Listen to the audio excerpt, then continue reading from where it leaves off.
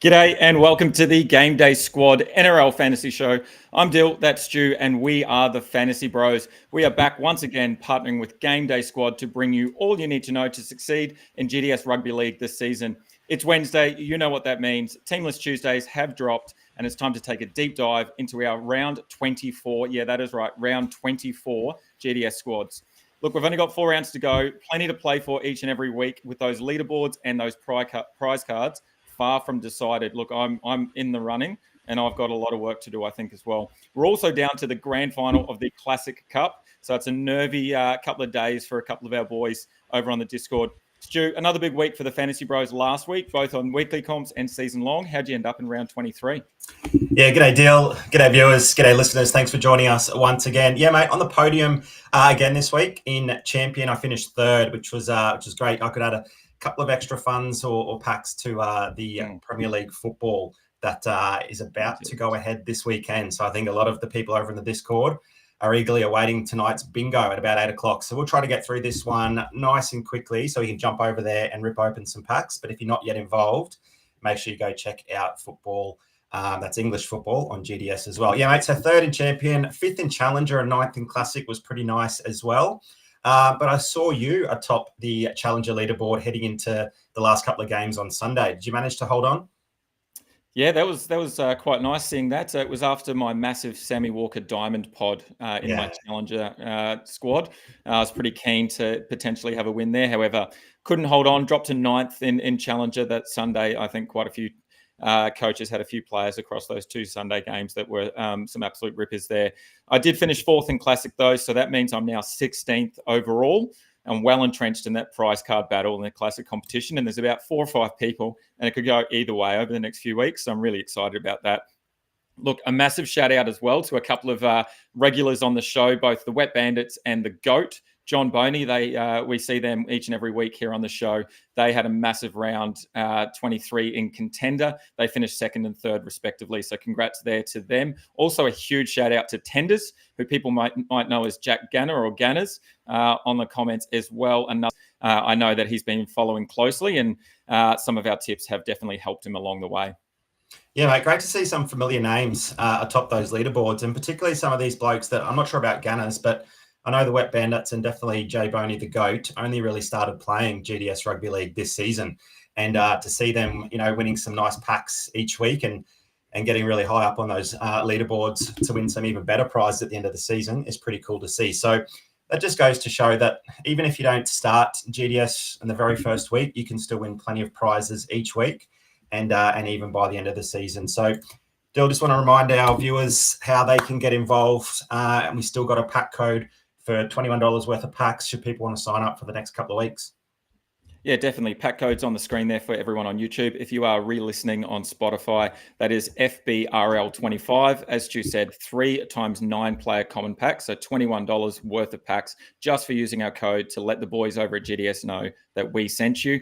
And as we said, each and every week, there's still plenty of prizes and cash and packs. So we've still got another 4 rounds, plus there is the final series as well. That is a separate competition that I'm looking forward to getting involved in as well. But look, first off, before we get into our teams today, we do have to talk about that Classic Cup final coming up. Obviously, you and I have been eliminated, but we do have Guard Dogs up against Jacks. Now, I know that you spoke to Guard Dogs earlier today, and he had a few words heading into this final matchup.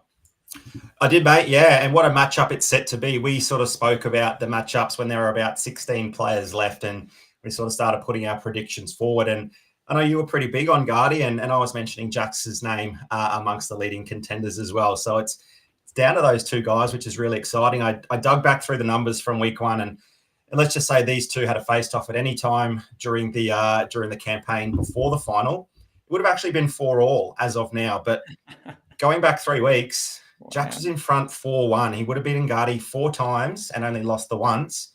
Guardy's got the wood on him over the last 3 weeks. And I think because of that, Guardy has thrown a little bit of chat his way. Look, Guardy can't join us tonight. I was really hoping he could come on and say a few words, but he just wanted Jax to know to make sure that he's bringing his A game this week. Guardy says that his boys have been training really well all week.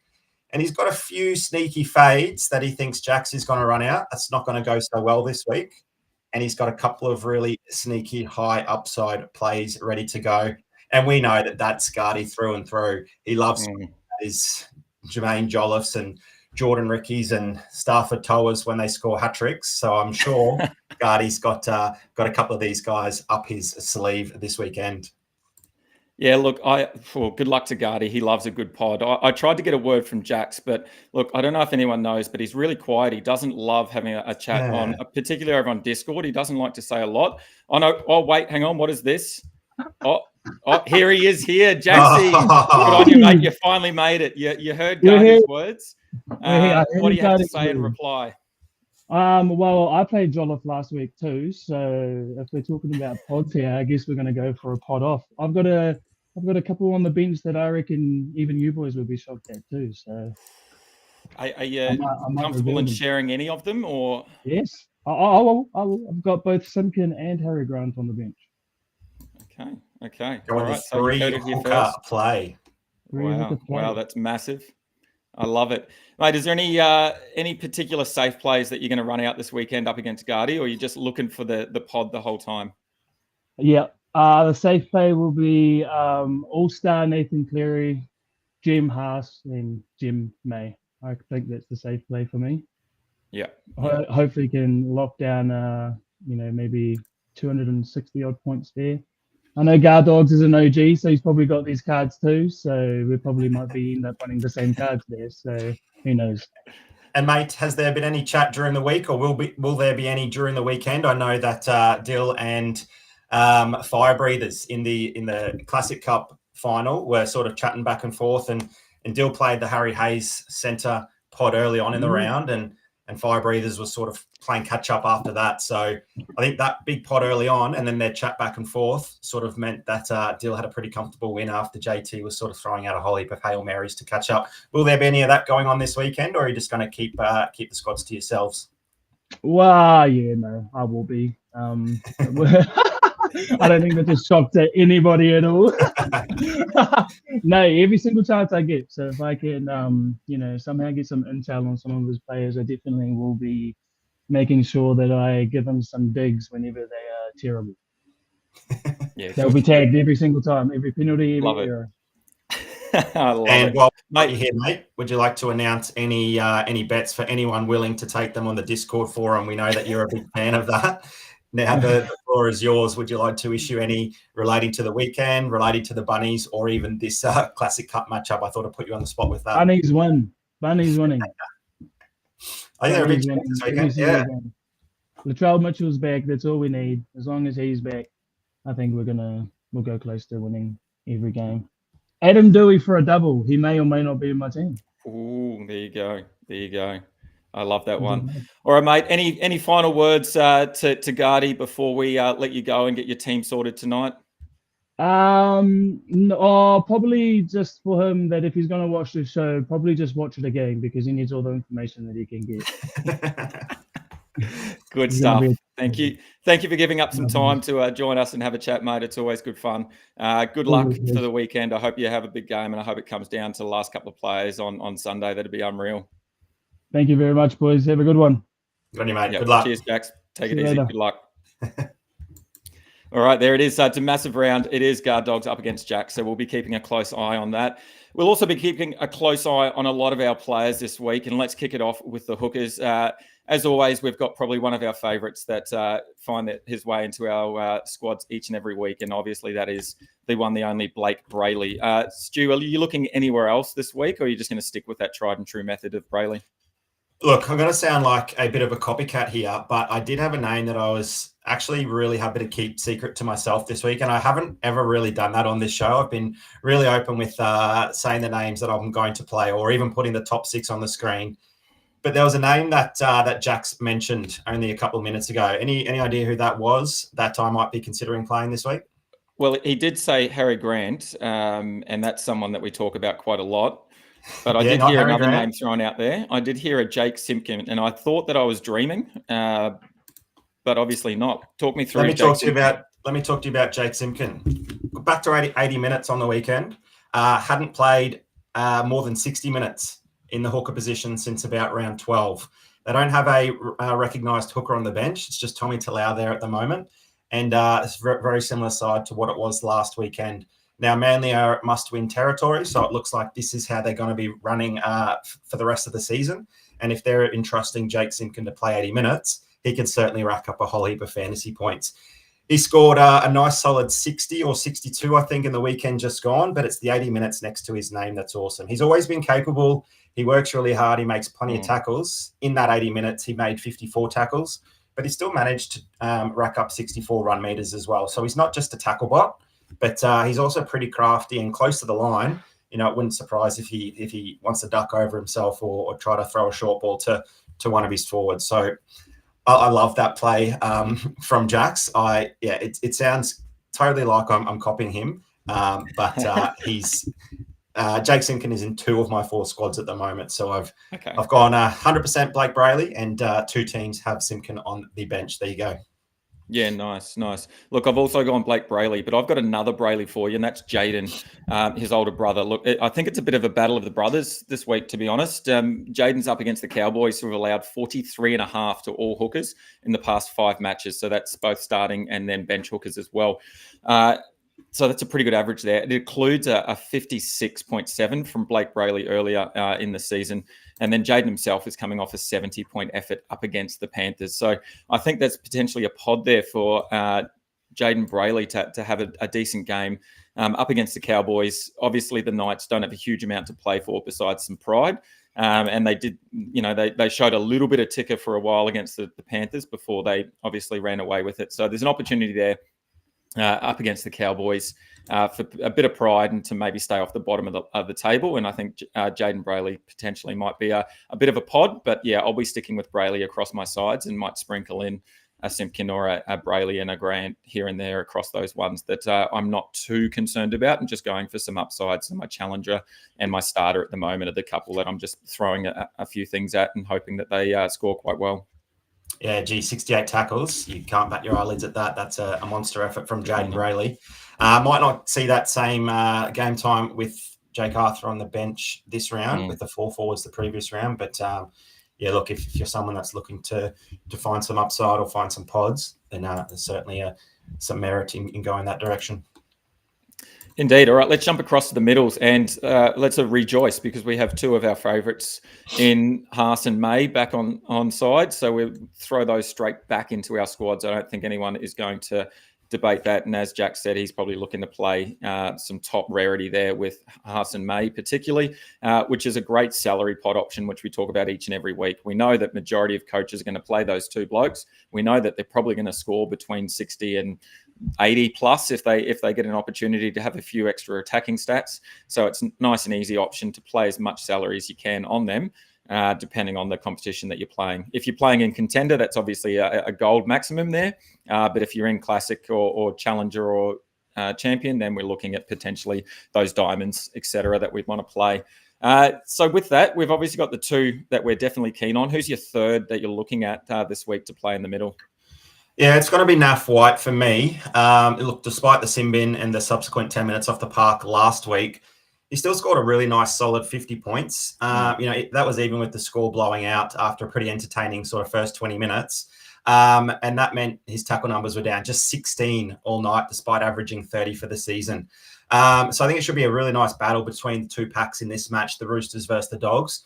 So I think there's going to be plenty of work, and the game's going to be played predominantly through the middle, I think. So, look, 50 minutes, including a sin bin, with only the 16 tackles, that's some pretty nice numbers to give me a bit more faith in running him. And it might only be a bronze in a sort of a classic or a challenger in a contender competition. So I wouldn't throw much salary at him, but he just seems like one of the safer middle forwards to play alongside Haas and May with no yo. So yeah, I think he can also play some bigger minutes. Robinson's already trusted him with that in the past.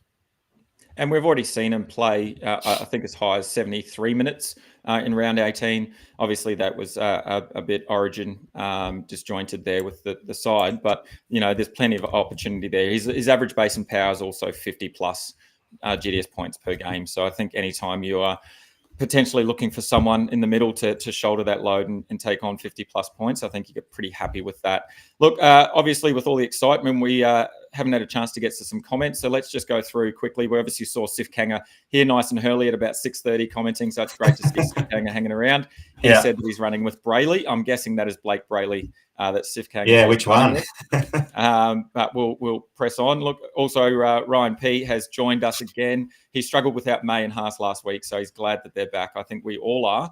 And then Jay Boney, the GOAT, is here, and he's asked the question, no Paddy. Yeah, for me, no Patrick Carrigan again. And I think the big contributor to that is the difference between when he's playing with and without Haas. He often has less opportunity when Haas is on the park with him. Look, we did see 80 minutes from Carrigan last week, and Haas did play obviously there last week, but I just don't see it. He's averaging 65 with Haas on the park, whereas without he's up around 68, 70. So I'm wary about the minutes, even though he did get 80 last week. That was obviously injury affected as well, which I'm sure we'll talk about a little bit more later on. And hadn't seen 80 minutes since round 7 as well. I've had a couple of 70-minute matches in sort of the before Origin, but since Origin, only really in the 50s.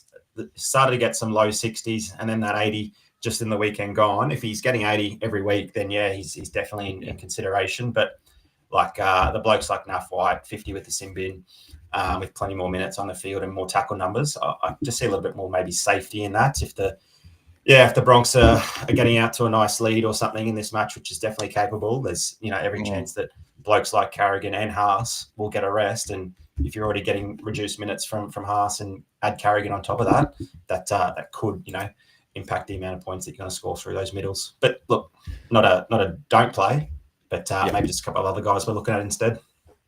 Yeah, and one of the other guys I did look at, and I looked at last week and played him last week, was Lindsay Smith. He's up against the Storm this week. He had an absolute barnstorming first half last week, notching up just over half a century of points before the end of the first half. And then I don't know whether Ivan didn't play him as GDS side this week, or maybe tried to fade him and was hoping for a bit of a win, because he hooked him after 47 minutes. So he played the full first half and then just had 7 minutes in the second half, and he never returned. So I was absolutely spewing, because he was on track for at least tonning up, which would have been unreal. So I'm still quite keen on him. I'm just not sure what his minutes are going to look like. The bench is exactly the same. Isaiah Papali'i, he's back at lock again, with Yo still being out. It is a tougher matchup, obviously, against the Storm. I don't think it will be a blowout like it was last week. But I just don't know whether Smith gets more minutes on the park, because it's going to be a tighter affair, whether it's going to be a bit more open. And I'm just not sure about it yet. So I'm just going to leave that one at the moment. And if there's any signs of potentially that bench changing at all and maybe some increased minutes, then maybe I'll have a look later on in the week. But for me, that means that I'm going to go to Tino Fasuamalawi. He's back from injury, and he finds his way back into that lock role at the Titans. And we've had some success with Tino in the past. The difficult part for me is that his missed tackle count, which I'll talk about, which is impacting his performance a little bit. But over the last 5 weeks, the Sharks have allowed an average of 40 GDS points to starting locks, which is actually the most in the competition across that position during that time. And we just have to look at last week, Jack de Belin scoring 58 in that lock role. So I'm going to aim to exploit that vulnerability there. Obviously, Tino wasn't having an outstanding game before the injury in round 20. He does come back from that injury now, and he was averaging a touch under 50, which with actually a massive range of outcomes. He had a low of 20 points, but then a high of 75. So it was difficult to know what you were going to get from Tino. The thing for me, though, starting at lock, he's averaging 60 minutes in the park, and he's averaging 52 base and power. So I think if he can lower those missed tackle counts, and then if he can reduce that, hopefully that needle moves in the right direction for me. And he has a big game up against the Sharks. And the Titans have been looking pretty good without him over the last few weeks as well. Yeah, I think that'll be a nice little pod play as well. I think a lot will be hesitant to play him coming back from injury. If he has a big game, there'll be a lot flocking to him next week. So a great way to get a bit of a jump on the pack and get him in this week before he has a big one and goes off. We know he's a threat really close to the line. And he, just like Jaden Campbell, I think he's one of the most passionate players in that Titans uniform. Those are the two guys that just want to rip in every single minute they're on the field. He'll keep trying until that final whistle, and he'll break tackles and offload. But yeah, gee, those missed tackles are costly, aren't they? Yeah, they are. Yeah, they are. Now, you've got a bit of a pod play potentially, and it's someone that we've seen do quite well in the past, but we haven't seen his name on the screen for a long time, and that is Jermaine Hopgood. Probably not since round one would his name have been on the screen. So I just wanted to spend 15 seconds talking about him. Just trusted with 65 minutes again through the middle in the last few weeks before returning to 80 minutes, which is exactly where we want to see Jermaine Hopgood. It looks like they're running with Talon Da Silva on the bench there and playing him, specifically through the middle there with Riley Smith. So 80 minutes for Hopgood. He topped the tackle count and returned with a really nice 60-point score. It might be too early to jump on that, but he's always had a PPM of about 0.9 or 1. So it's just a matter of getting the minutes for him. He was, only getting 50 or so minutes to start throughout that whole season, and that's why we just couldn't play him for those 45 to 50-point scores. If he's getting those 80 minutes again, that base power jumps right up to about 60 or 65 points, which is exactly what we want to see. Now, I've got an all-star card of Jermaine Hopgood, and I'm sure a lot of players who played last year will as well, and they've probably been itching to play him for a number of matches this season, particularly in the Challenger competition. So he's on the board. He's on the screen tonight because he's going to get a run in my Challenger competition. I just hope that he can get 80 minutes on the park. That was more than 15 seconds, but let's hope Jermaine Hopgood doesn't make me look silly after this week and playing 50 minutes. I'm actually super surprised that Talon Da Silva has stayed on the field after he got that massive spray from Mitch Moses on the weekend. That was one to see. Look, Hopgood, if you looked at his earlier efforts in the season, you'll see a 17-point effort off the bench against the Panthers in round 19. And that probably would be enough to turn most people off. But he's averaging 48 over the last month with 60 minutes on the field. Obviously, that 80-minute performance is where we want him. So he's starting to move sort of back to that Hopgood of old. And maybe I'll just, similar to you're going to play him in one of your competition, one of your squads. I think I might just hold off and just have one more week look at him before I go and put him into my squad. But in saying that, I'll probably eat my words next week and be spewing that I didn't play him, but he'd come away with 70 points from just base and power. But that's the risk I'm going to take this week, unfortunately, because I've got the likes of Haas, May, White, and Tino, which means that I'm also going to have 3 edges in my side as well. So let's jump into the edges and have a look at where we're going with our edge forwards. And a few names on here that we've seen quite a few times. Obviously, Halasima is a new one to pop up, and as is Ricky. I know you talked about Ricky last week, and you're potentially looking to go back to him again. Yeah, I've actually played in the last 2 weeks for, I think, back-to-back 60-point scores, without really doing anything too special, no sort of tries or try assists. It's mostly just been through work. Now, there is a bit of hesitation given, the raft of changes happening in the Broncos team, with the unfortunate hamstring injuries of both Ezra Mam and Adam Reynolds there. So obviously the halves are going to look a little bit different. We expect Benny Hunt to line up there on the right-hand side, where he has been an excellent fantasy player in the past. He's obviously a few years older since that time, but there's no reason why Jordan Rookie sort of can't have a similar role running off Ben Hunt and making plenty of tackles like he has already. So yeah, I've been playing him because of his workload has been increasing and that little upside playing off the right shoulder of Adam Reynolds. I don't think that changes too much, although I'd love to have seen it once or twice already before fully committing. But yeah, I think the Bronx are a big chance of a win here. They need to win. The Finns were embarrassed last week, so I think he'll get through plenty of work,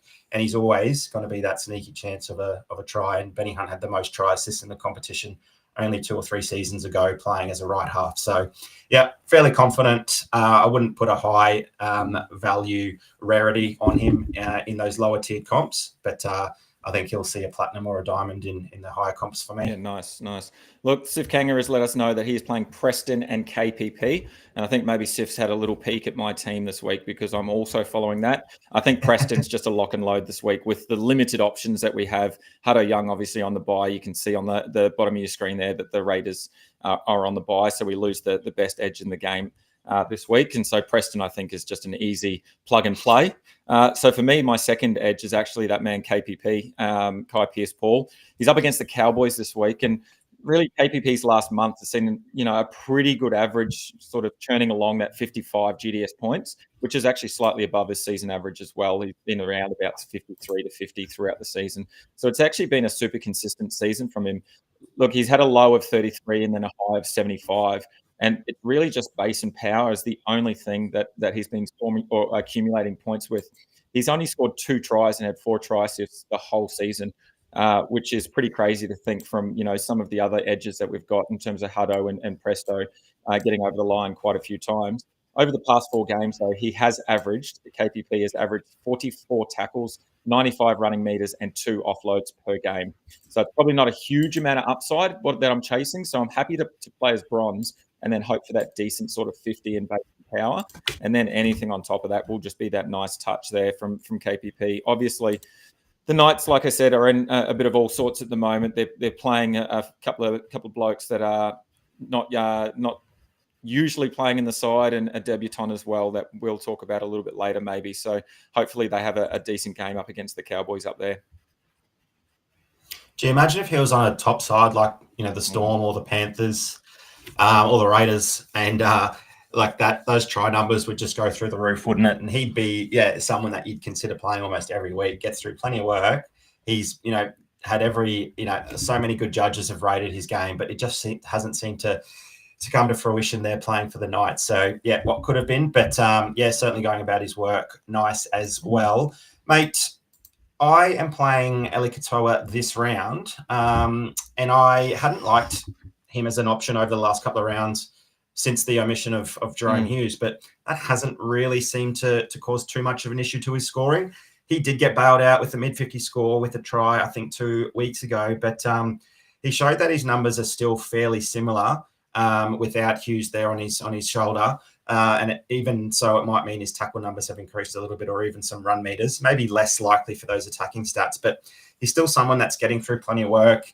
He's of all of the edges remaining, he's got the 3rd highest average available, even though he's got about the 10th average of all edges so far this season. That just goes to show how many are unavailable this round. But like, he's just a safe guy. I think. I don't think he'll score a try against the Panthers. I expect it to be a bit of a grind, and those are the matches where we sort of see plenty of points from forwards, and that's when the forwards are sort of more likely to crash over on the edges. There, he's a big body game. It's sort of a finals game come early, so look, Bellamy's got their backs against the wall. No Pappy, no Hughes. These are the sorts of games where they don't normally go to script. So I'm expecting some big things from Melbourne. I don't think he'll feature in every team, but he's too good of a player to ignore. So he's going to find a way into a couple of my squads. And based on that, I'm assuming that you are running the 3 edges, the 4 middles, and then the one hooker this week. Yeah, similar to me. I'm going to do the same thing. Yeah. I'm going to add to my Preston and KPP combo another guy that we've sort of talked about the last few weeks, and a number of people have played him. That's Beau Fermor. I'm really keen on him this week. He's up against that Sharks side who have lost Britton Nakora on that right edge. And I think that's going to be a big hole for them, and it's going to be quite difficult for them to fill that role for the Sharks. Fermor also on a 5-week rolling average of 43, which is 9 points less than his season average. So I don't know if a lot of coaches will be keen on playing him. The Titans have been playing some really good footy, though. They've scored 88 NRL points in the last 4 weeks, and he's sort of been in and around that area, but he hasn't quite crossed the line like we know that he can, and a couple of his appearances earlier in the season. Because of that Britton Nakora injury, Billy Burns finds his way into the Sharks side, and I'm going to assume that he's going to fill that right edge role up against Fermor on the left. If I'm wrong, then I might look at changing my squad. But at this stage, if that does happen, look, Billy Burns playing just at starting side for the 8th time this season. In his 7 previous appearances, he's missed an average of 3.5 tackles per game. Burns also should line up with Hines on his outside, Hiroti on his inside, and between those two, they've missed a combined 5 missed tackles per game. So I just feel like this really sets up Beau Fermor for a really good opportunity to break some tackles and maybe find the line and get his score up to a 60+ with that sort of right side defence up against him, looking a little bit vulnerable. Yeah, love that play. I just don't know what's happening with the Titans bench at the moment, or with Keanu Kinney, if he's going to get a start, if they reshuffle things around. I know Fafita, I think, is in doubt. There's every chance there might be an edge, a centre spot open up, and we know Fermor, unfortunately, always fills in there. Let's hope that doesn't happen. But yeah, there's always a little bit of question marks around Firm, or if he moves to the centre, he obviously loses a lot of that attacking potential and also the base. But look, he's higher than Eli Katoa on averages this season. So certainly someone that's very capable, and he'll find his way into a couple of my squads too. And I guess if that does happen, there's a pivot into your man Jordan Ricky, or maybe one of the Eels edges as well. They've got a nice matchup up against the Rabbitohs there, so it might be a Charlie Geimer or someone like that finds his way into my side if there's that downside of Firm or moving to centre before the start of the game. Or a Tallis Duncan. Or maybe that Tallis Duncan. There he's also playing quite well. Halasima potentially as well.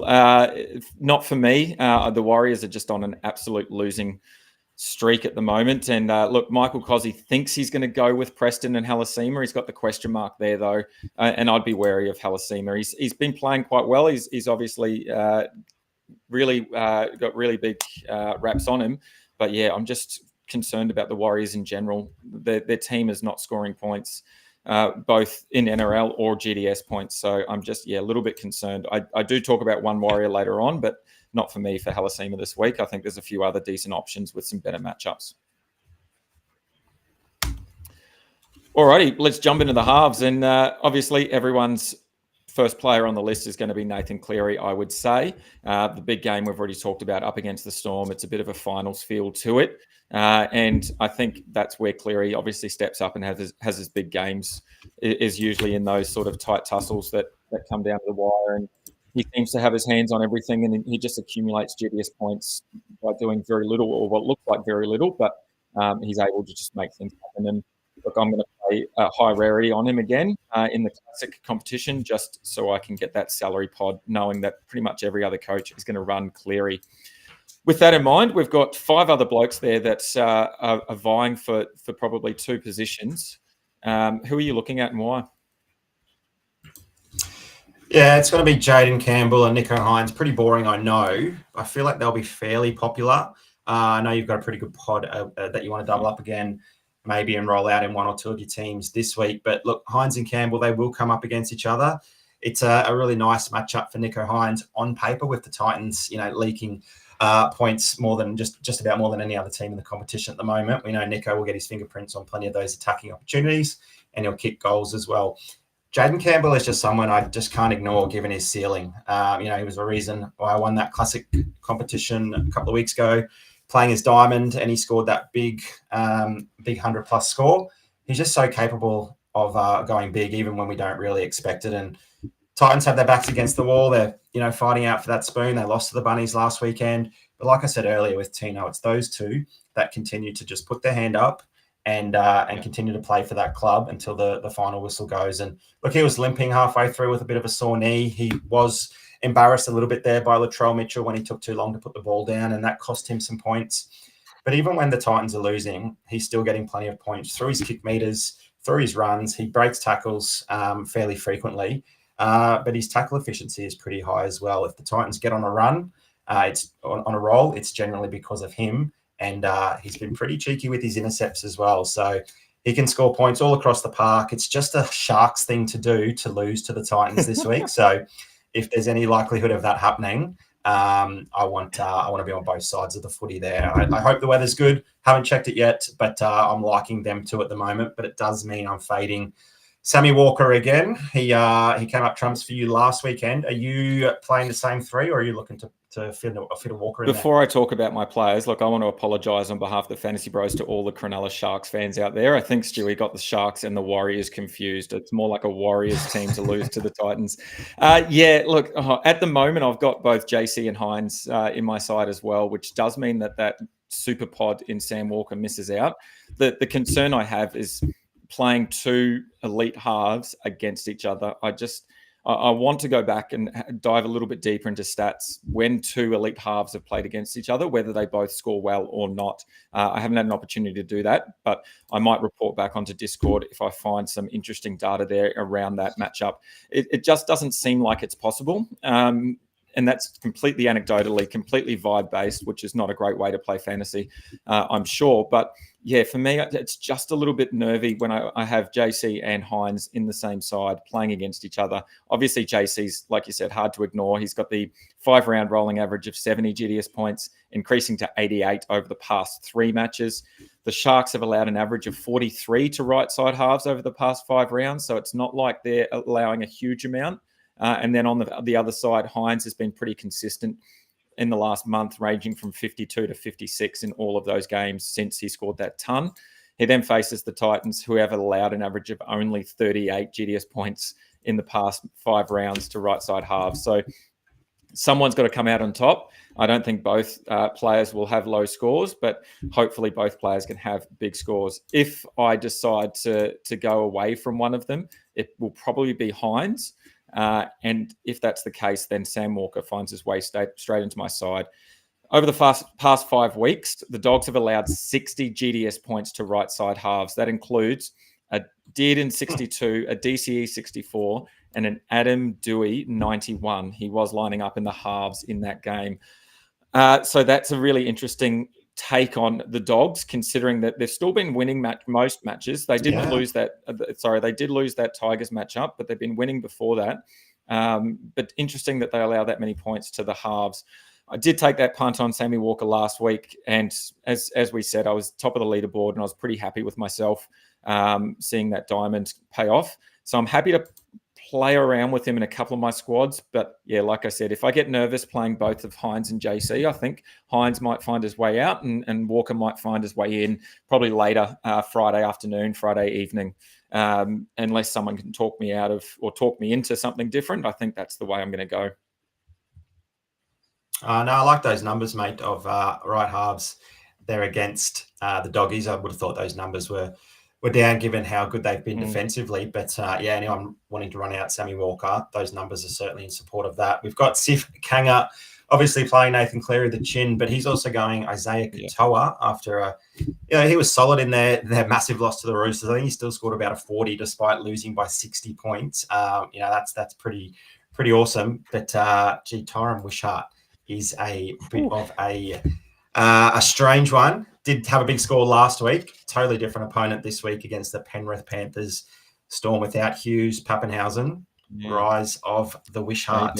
Sif Kanga reckons that comes off. That's. I reckon that's such a typical Guardy thing to do. I certainly wouldn't recommend it. But look, we got Sif Kanga in the chat running out Wishart. It would not surprise me if Guardy tells us after tomorrow night that he's got Tyron Wishart's score on his team. Anyway, I can't wait to see it. Oh, that'll be unreal. If you win the Classic Cup with Wishart in your side, you deserve it. You really do deserve it. The cojones that it would take to do that. But yep, not for me at all. Alrighty, let's jump across to the centres. And for me, this is just an absolute head scratcher. The centre options are pretty thin this week. We've got Herbie out, we've got Ito out, we've got Holmes out, and Timoko all out. The previous 3 were obviously injured. Timoko on the bye. It means we really have to dig deep here and look at some names that we probably wouldn't be looking at otherwise. There are obviously names on the screen that we have talked about over the last few weeks, but probably not my first thought coming into the centre role. At the moment, I'm leaning on the combination of Meaney and Roger Tuivasa-Sheck. Meaney finds his way back at fullback. Pappy out of the side again. Obviously, I feel like that's just going to continue happening every probably second or third week that we see Pappenhausen out of that side and then come back for a week or two. And it means Meaney just finds his way back into that fullback role. And we know that he's had some really good games at fullback over the last few weeks. The other thing that we know is that the Panthers throughout the season have been pretty good at allowing points to fullbacks. Over the last 5 weeks, that stayed pretty consistent of around 52 on average to fullbacks. During his month before moving back to the centre, Meaney was averaging 64 GDS points at fullback. So during that time, he had 23 tackle breaks, he had 15 goals and 2 tries, and 3 out of 4 of those games, he had over 200 run meters. So I'm pretty happy with the limited options that we have to play that out-of-position player in, on paper, what looks like a positive matchup. If we take away the other aspects of it in terms of the position on the leaderboard, in terms of the top four and how that's going to be structured in terms of the grand final type feeling. I think just from a purely stats and metrics point of view, I think Meany has a really good matchup this week. Yeah, the only question mark for me is none of those games that you mentioned were without Jerome Hughes. All of those games were with him. So, look, we've got no sort of data to back up how much of an impact that would have on his game. But I think not having someone like Jerome Hughes leading around the team, that might be detrimental for someone like Meany, who could run the footy a lot and chime in when he wanted to with Jerome Hughes running the show. Just something that was that I considered as a reason why I didn't want to play that player out of position, even though it's advantageous for GDS. So I don't mind that. Yeah, Penrith are definitely giving up some points, which just continues to surprise. Those fullbacks for some reason just keep scoring against them, and I keep backing against them. But the out of position player I do like in the centres is a player that may fly a little bit under the radar, particularly since his team had the bye last week and his average is slightly down because he's played in the centres for most of the season. It's Adam Doueihi, who's got a 63-point average in the 3 games he's played with the number 7 on his back. And that's, considerably higher to when he was playing in the centres.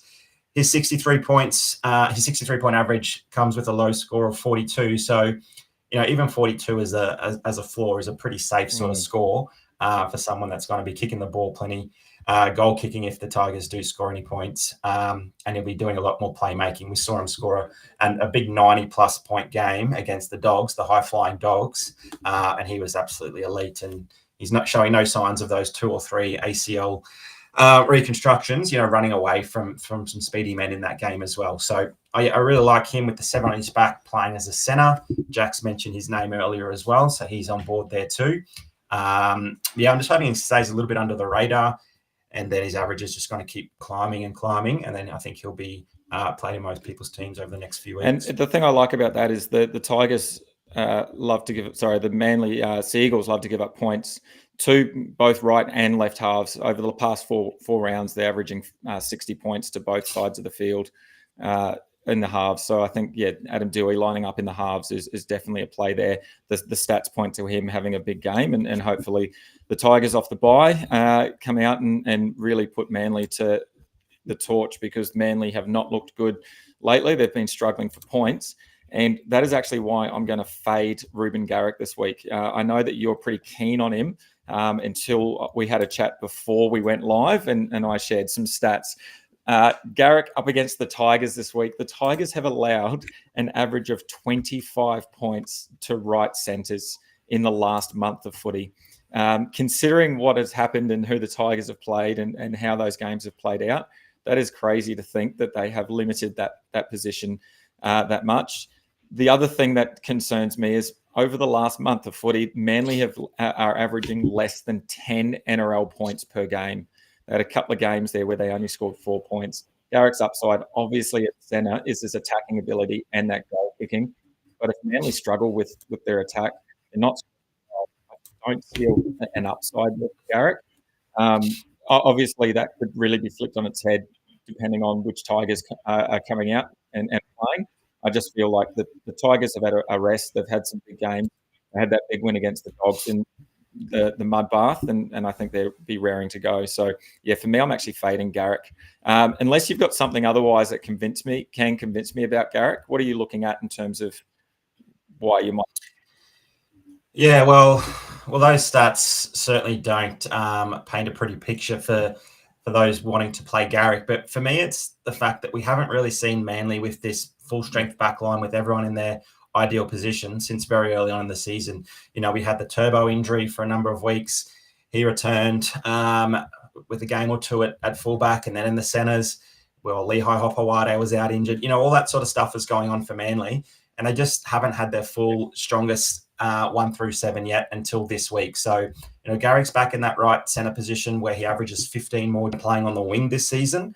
And with the Manly backline, back to full strength, and they probably need to really start making a run for the finals now in that tussle for the last 7th or 8th spot there on the ladder.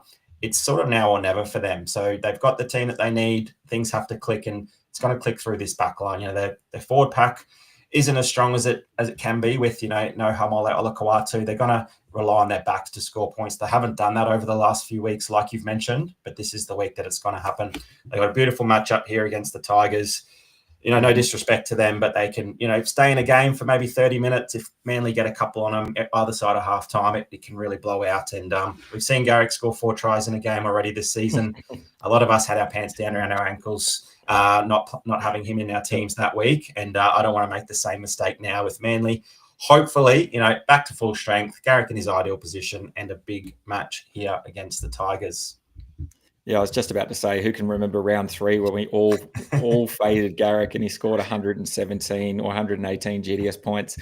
Yeah, that's scary. I'm going to be probably watching that game through my hands over my face. Hopefully, it goes my way, but we will see for sure.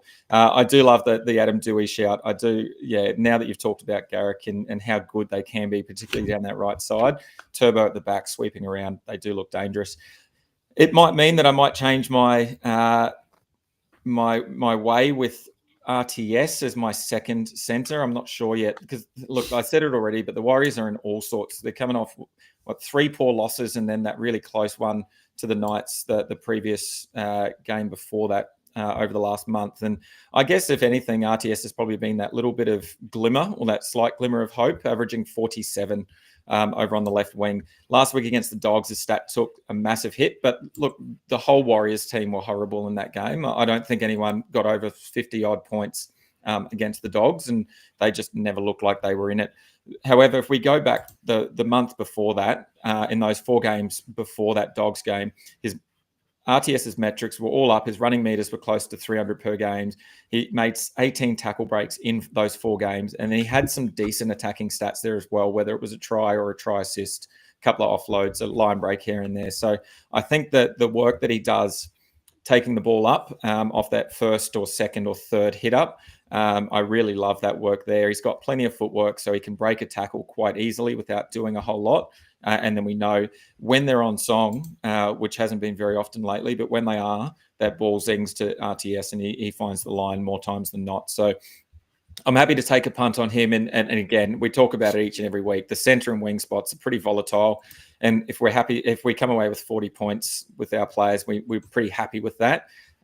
Anything sort of less than 40 and we're scratching our heads, anything above 50 and we're cheering. So if RTS can sort of get around his average again for me, I'd be pretty happy with that. Yeah, don't mind that. Got a few loving Garrick in the chat there with Steve Kanger going the Garrick and Dewey double. Harrison B with Garrick and Meaney. Mel's asked about Cooler there for Manly. Look, Cooler's stats are actually a lot worse with Tom Trbojevic in the team, and it probably makes sense that all the play goes through him. He actually averages 8 less points with Tommy Turbo in that side. And he only scored over 50 once this season with Tom Trbojevic alongside him. His numbers are a lot better without Tommy in the team. So certainly a massive pod who can go big on his day. But no, not for me this week. Happy to move on to the wingers deal. Let's do it. All right, wing spot. Once again, probably another one that's really, it probably comes down to those 3 options that we talk about each and every week in Kiraz, Toto, and Lomax. But each of them sort of have quite a tough matchup. And there are some other options elsewhere as well in terms of Braden Burns, who we've talked about a few times. Nawaka Nituaze, I think, has got quite a tough matchup this week. And then Lehigh Hopewade, who we were loving him when he was playing at fullback. He's now moved over to the left wing. Is there any look at playing him on the left wing in that potentially big matchup against the Tigers, or are you going to look elsewhere? No, I'm not going to play him this week, just with the other couple of options that we do have. But look, he can definitely score well playing there as a winger. And if the Manly backline is clicking, the left-hand side of the field has been their favourable position. Certainly in previous seasons, maybe not so much this year, but he's so dynamic outside Cooler. When Tommy sweeps to the left, they're almost unstoppable, and he can finish some tries really, really well. But no, not for me. I like the matchup of Kiraz. I've even got Zachy Lomax ahead of Brian Toto this week. Yeah, look, for the pod hunters, Lehigh Hopewade back to the wing, certainly not too bad compared to, it sounds bad moving from fullback to the wing, but with outside a hopefully fully fit Turbo in a Manly team that needs to click in a gear and score some points, it might not be such a bad thing. Yeah.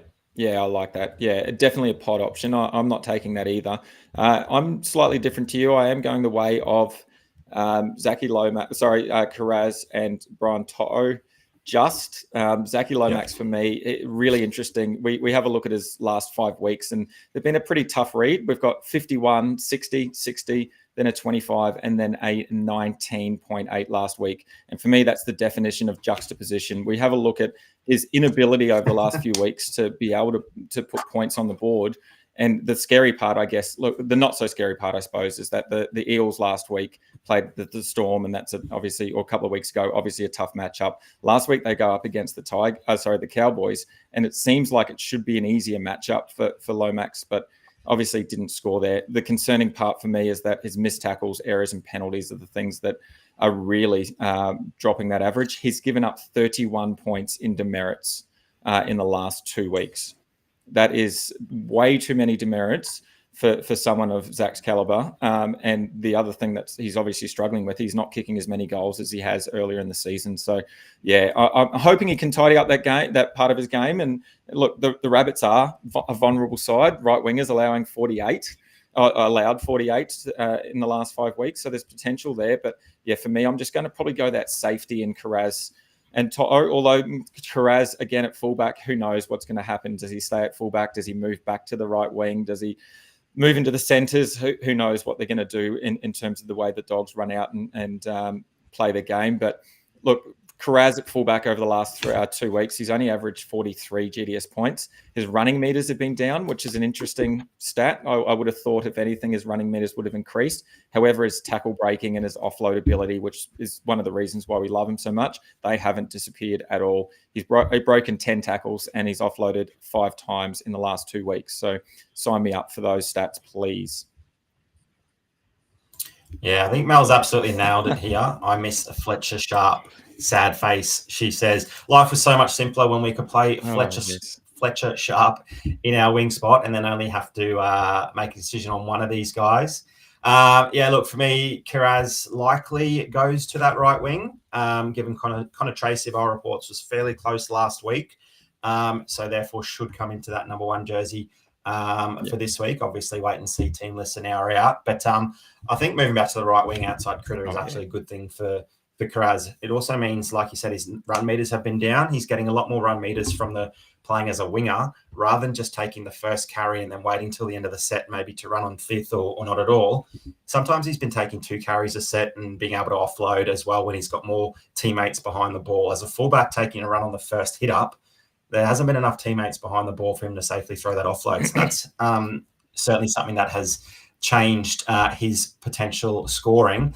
So yeah, I'm not worried about playing him. Hopefully he is on the right wing. I don't really like Bizzer on the right wing against the Storm, although they're down on troops. Their weak edge is the other side of the field. So if anything, look, Milky Jenkins could be in for a big night, but it would just be a Bizzer thing to get up 14 tackle breaks in a try or 2. The 1 week I don't want to play him. But yeah, it's Zach Lomax for me. I think, maybe a bit more upside than Bizzer in this game. He's probably more likely to score a try and kick plenty of goals as well in that game with the Bunnies that could see plenty of points.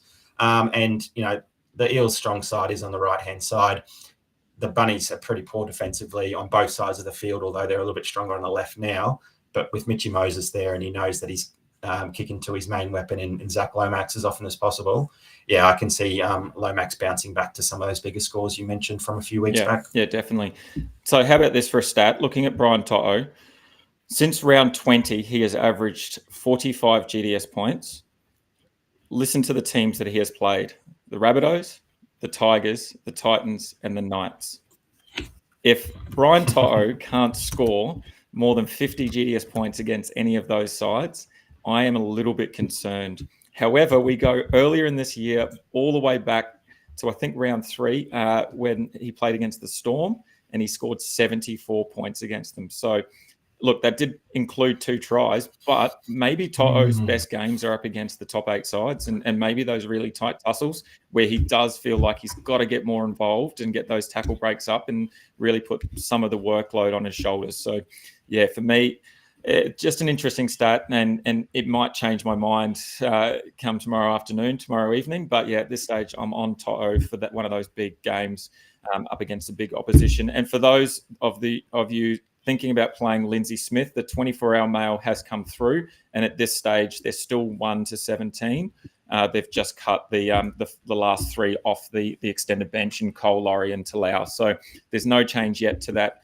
The 4 players on the bench, so still unsure what Lindsay Smith's role is going to be. So keep an eye on that as well, and we'll let you know if anything changes there. All right, I think we're done with wingers. Let's jump into the fullbacks and let's wrap this up so we can get into some massive bingo with the English football. Once again, fullbacks, another tough position. I reckon we have sort of 6-7 options this week that we're going with, or that we could go with, in a position where we probably are only able to play 3. I don't think there's sort of anyone outside the fullbacks that we're going to look at for our bench spots. So who's your first fullback that you think will absolutely nail this week?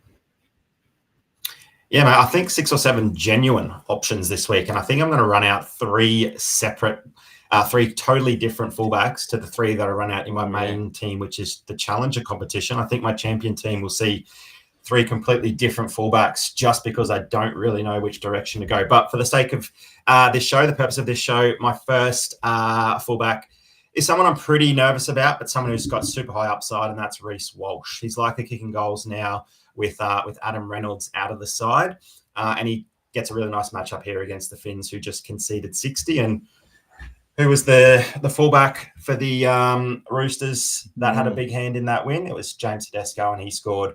You know, he was playing cricket. A couple of our mates were saying it looked like he had a cricket score next to his name rather than a fantasy score. But yeah, look, unfortunately, you know, without Mam and Reynolds in that side, there is some question marks around the Broncos attack. But maybe that means, you know, Benny Hunt looks to find ways to get Reece Walsh a little bit more involved in the attack. And maybe this is the sort of game where Reece Walsh steps up without, you know, Reynolds and Mam, you know, controlling both sides of the field, and he's got to take a bit more initiative. With that probably comes, you know, more errors, more demerit points.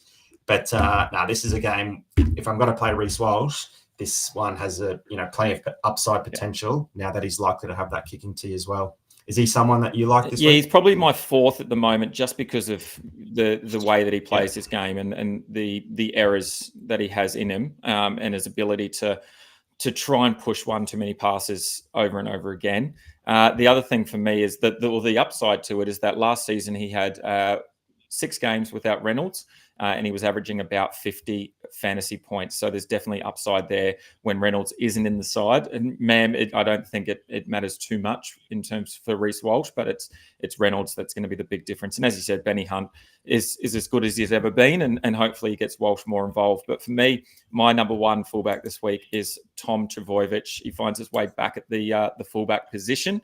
And over the last month of footy, the Tigers have allowed 63 GDS points to fullback. So I'm pretty happy to exploit that vulnerability. We've seen Tuapiki score 74, Brimson score 70, and then Edwards score 70 as well. So I feel like Turbo's sort of in that realm of fullbacks in terms of his upside in his run meters and his tackle breaks, and then also that attacking opportunity and his try assists and even getting over himself. He returned, like I said, last week against the Raiders, and it didn't result in a big GDS score, but it showed a lot of promise. If anything, just from a eye test, I think he passed that eye test. I think he looked probably as close to fully fit as we've seen him over the last probably season or even 2 seasons or 4 seasons potentially. So for me, I think it showed a bit of promise. He ran 185 meters, which is the most he's had since round 15. He had 4 tackle breaks, and then he crossed over for a try as well. So the Tigers, vulnerable to fullbacks. Turbo, I think he's going to have a big game. I think that game could be a massive score as well across the park. So more points for Turbo, please.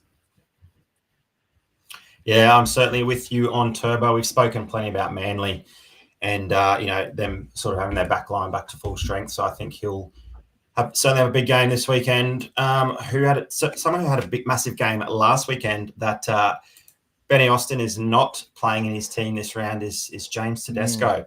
He's gone Scotty Drinkwater instead and said that, he thinks the fullback spot could just be the deciding factor in some of those leaderboards this weekend. And I think he's spot on. He's going for Drinky. Drinky will be in 1 or 2 of my squads, but I can't leave out a man that went absolutely nuclear last round. Yeah, the matchup is going to be a little bit tougher, actually a lot tougher. But look, we know what sort of ceiling Teddy has. We said last week we expected it to be a lot closer there against the Finns. It clearly wasn't, particularly in that second half. But the tough and the grinding type games is when Teddy sort of stands up and breaks plenty of tackles and scores some big fantasy points. So yeah, look, plenty of upside in a bloke like Drinkwater or Latrell Mitchell over James Tedesco. I'm just too scared of leaving him out after last week. Did play him last week across all 4 squads though. I know many didn't, but yeah, look, if he goes nuclear, I'd only be, I'd be really disappointed myself for moving off him after we know what he can do. And Mel put in the chat there, who backed Teddy last week and has no regrets. That was definitely me. And I know someone that had regrets that didn't play him was Prison Mike, which is weird because Prison Mike actually supports the Roosters. So I'm not sure what he was doing there with his side. So apologies to Prison Mike for bringing that up. But yeah, how can you not go past King Teddy? 158 metres, 6 tackles, 7 tackle breaks, 3 offloads, 4 line break assists, 3 try assists, and 2 tries on his way to just over a ton, 103 GDS points. Before that, though, I guess there were reasons to be off him because he only scored 31 and 32, which was season lows those previous 2 weeks. So, yeah, I can understand why people would want to go off him. But look, yeah, it's hard to go past the face of GDS. And like you say, it's a tougher matchup this week. But the Dogs are still allowing an average of 42 to fullbacks over the past 5 weeks. But that is almost 10 points more than their previous season average. So there's definitely some vulnerability there for the Bulldogs. And like I said, the Roosters are pretty much every match that they're playing now is do or die for that top 8 spot.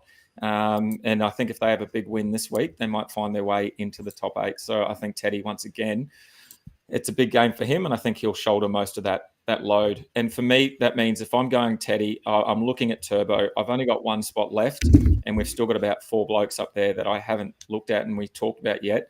So for me, it's a matchup between whether I go Edwards or Mitchell. Mitchell playing left centre. He obviously returned last week sporting that 22 jersey, lined up at left centre then. And as a result, he was actually in everything. Set up at some tries. He saved a couple of tries. As you said, that one on JC was ridiculous. He broke a few tackles. He was offloading. The only thing we didn't see from him, which I couldn't believe, was that we've seen for the rest of the season was his kicking, both in play and off the tee. And I guess that's probably injury-based. He had 0 kicking meters, which is the first time he has all season. And then he didn't kick goals as well with Bailey there kicking them. So hopefully we can see Trell with the tee and get back those sort of going up in 3. So I think the Rabbitohs will have a big game up against the Eels and plenty of points could be on offer there. So it'll be a shame if he misses out on 9, 12, 15 points if he's not kicking off the tee. And then hopefully he also has some in-play kicks now that he's had a week, back in the side and he's had a good opportunity to have a run. The other thing I think South fans will be hoping is that he has a few try assists down that left side to AJ, and hopefully AJ is 1 or 2 tries closer to that Ken Irvine record of 212 tries. I think he needs, 4 more to break the record. So maybe we could see a 4 more this round would be unreal. And there's a pretty important player for them on the extended bench as well. I think maybe in the number 22 again this week, and that's Cody Walker. If he does make his way into that side and lines up at left side half, I think they'll be directing every single ball down the left-hand side to AJ so that he can get that record. And that means, Latrell is going to be there or thereabouts for a lot of those plays. So, yeah, look, plenty of big names. Looks like Ben Austin's comment from before got cut off and he finished it with, which is a huge juxtaposition with his choices from last week of Teddy and Edwards. Gee, some big words there. You must be a teacher of literacy, Ben Austin there. Look, like I said, 6 or 7 genuine options. Benny said it could make or break our teams, and I think he is spot on. It'll probably be that one position that I toss and turn over, that I chop and change, and then just pray once they've got the locked symbol next to them that they're going to do a job for me. But, I'll be stressing until they lock out. But let's just hope they all get a nice solid 65, and then we don't have to worry about who we did or didn't play. And look, just before we go, we obviously are running out of time because we want to jump across to Discord and get our packs ripping for the bingo for football and for AFLW. But if you do want to run a pod this week, looking at someone like Joash Papali'i up against the Rabbits, we talk about each and every week the Rabbits and their inability to restrict fullbacks. We've seen Edwards 120, we've seen Kennedy's 51, and then Walsh's 56 on the weekend. Joash Papali'i, obviously early in his career, and he's got plenty of promise. Maybe just one to keep an eye on, and hopefully you can get a card of his over the next sort of off season, so that he'll become big money next season potentially as well. But potentially, if you want to play that pod, there's the option there for you too. Alrighty, into our squads for this week. Not too many changes, but I think off the show, we were saying that maybe it's the most differences we've seen between the two squads that we've had, which is great to see, particularly in a week where we've got the GDS Cup or the Classic Cup final. You can see the differences there in Nick Meaney up against Garrick, Dewey up against RTS, Katoa against Fermor, Walsh then as well up against Latrell, and then Kai Pearce-Paul and Tino Fasua-Mala'awi up against Jordan Ricky and Jermaine Hopgood. As we always say, there's an asterisk next to every single person on that list because it could change an hour before kickoff or even 24 hours based on what happens with that late mail. Alrighty, one thing I have not been good at this season is Brodown Showdown. I think that takes you well in the lead, and I think there's no way for me to claw it back. But what that does mean is that it is beneficial for our viewers. So as always, we are going to run the wheel. If you commented Stu last week because you thought Brayley, Watson and Brimson were going to get up over me, you were correct. And as a result, you are now on the wheel there. So we've got Jay Boney, Sif, Skip, Rainsy, Cozzy, Mel, Tom H, Harrison, and Ganners. So let's spin that wheel to see who's going to be the recipient of some cards. Here we go. There it is. It is Harrison Buckley. He commented over on our YouTube channel. Remember, our YouTube is at Fantasy Bros AU. Make sure that you give us a subscribe. We are very close to 100 subscribers, which would be unreal. And let me get the packs up here. I've just got to refresh. Congrats, Harrison. Well done, mate. Thanks for the support as always. Must be a lot of things happening in GameDay squad on the site because it is slow. Alrighty, you should see a rare pack in front of you. Yes? Yeah, we can see it. Beauty. All right, here we go. Good luck, Harrison. Let's get that pack open. Oh, it's a big one. Oh. All right, are we just going to give all three away?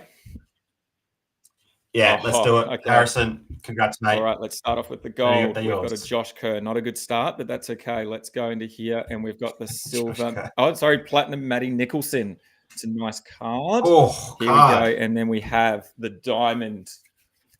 Here it is. Nathan Cleary. Oh, Mitchie Barnett. Oh, nice diamond there for next season. Obviously, he's out with that injury for the rest of this season, but that is a wonderful card for next season. Congrats, Harrison. Make sure you hit us up over on Discord or on our Instagram at Fantasy Bros AU. Just like that, you can win prizes just like Harrison, a diamond Mitch Barnett, unreal. All you need to do is comment on our Brodown Showdown. This week, we've spun the wheel and we've got half, edge, and fullback. So 3 pretty tough positions. If you think I'm going to win with my Nathan Cleary, Bo Fermor, and Tom Trbojevic, now they are 3 unreal picks. Make sure you type my name in the comments. If you think Stu's going to get up with JC, Preston, and Walsh, make sure you type Stu in the comments. And it is that simple. If you get it right, you get on the wheel and you could win yourself some unreal cards. Make sure you comment either now in the live, in the YouTube once it has completed, we're finished for the night, or over on Spotify tomorrow morning. That is Thursday morning. It will be up on Spotify ready to go. Make sure you let us know who's going to take it out this week in the Brodown Showdown. Alrighty, that's it, mate. How are you feeling about round 24? Yeah, can't wait, mate. Hopefully last opportunity to get some packs for English football. So hopefully find myself on the podium, can double up some prize money, get some packs and settle in for the football season as the NRL season comes to an end. Really excited for round 24 to see who will take home the coveted Classic Cup winners trophy. My money's on Jacks. I think You're on Guardy, aren't you? You go with Jax, I'll go with Guardy, and we'll ride them all the way to Sunday evening, Monday morning. Remember, you can check out scores Monday morning from about 8 o'clock. I can't wait to see it. We've got some names coming through as well for Brodown Showdown. Jay Boney, each and every week, goes for Stu. Good on you, mate. Michael Cozzy hitting me up. That's unreal work. Thanks, Michael Cozzy, for your support, and a few others there as well. So we'll make sure we get you on the wheels. Alrighty, thank you very much. Look, round 25. It is almost the end of the season. Don't forget, there is going to be a final series as well. So make sure you get your packs ready, and you are looking forward to that. Round 25 live show will come to you next Wednesday, August 20th, 7 p.m. Australian Eastern Standard Time. As always, you can check us out on @FantasyBros AU from YouTube, Instagram, TikTok, and over on Spotify and Apple Podcast as well. We love your support. Thank you very much. Keep an eye on socials tomorrow. We have a cheeky little teaser that we are going to post just before the first the first game of the round in league. So keep an eye out on all of those socials. Thanks for your support. Thanks for commenting. Look forward to catching up with a few of you over in the Bingo Discord. Now, if you aren't on Discord, make sure you look up GameDay Squad Discord, jump across to it so you can get involved in the Bingo game over there.